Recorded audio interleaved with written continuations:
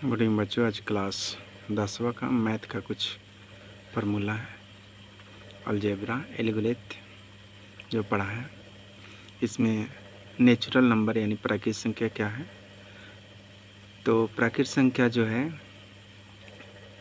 एक से शुरू होता है, उसे हम प्राकृतिक संख्या कहते हैं। और संपूर्ण संख्या, तो प्राकृतिक संख्या में अगर जीरो पहले लग जाए, जीरो को जोड़ देते हैं वो तो संपूर्ण यानी होल नंबर हो जाता है। और आभास संख्या यानी प्राइम नंबर क्या है, 2 3 5 7, यानी जिस प्राइम नंबर का मतलब एक जो छोड़कर जो दूसरे किसी से भाग नहीं लगे वो प्राइम नंबर है, आभास संख्या है। पूर्णांक, तो पूर्णांक माइनस से चलकर और प्लस में जाता है, यह पूर्णांक है।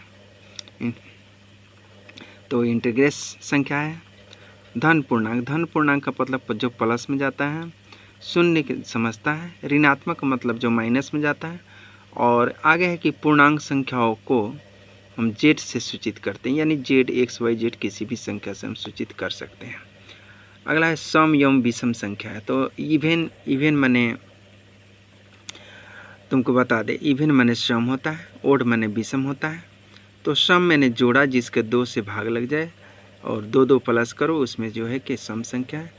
और विषम संख्या का मतलब जिसमें 2 से भाग नहीं लगे, जैसे मान लो कि 3 5 7, ये सब तुम्हारा क्या है, विषम संख्या यानी ओड नंबर है।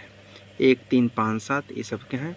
तो सम संख्याओं का रूप जो है 2m से यानी 2n से भी, और विषम संख्याओं को क्या करते हैं यानी 2m+1 का यानी या 2m-1 यानी माइनस और प्लस में दोनों में हम लिख सकते हैं।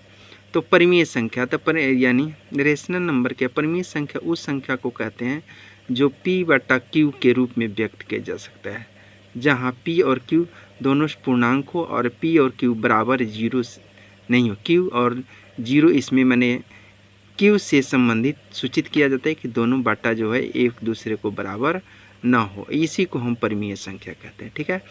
और प्रत्येक पूर्णांक एक परिमेय संख्या होती है। प्रत्येक पूर्णांक क्या है, एक परिमेय संख्या भी होती है। तो दो परिमेय संख्याओं के बीच अनगिनत परिमेय संख्या होती है। दो परिमेय संख्या के बाद क्या होती है, अनगिनत परिमेय संख्या होती है। तो बच्चों ठीक है, इसके बाद नेक्स्ट फिर हम कल बताएंगे। Thank you.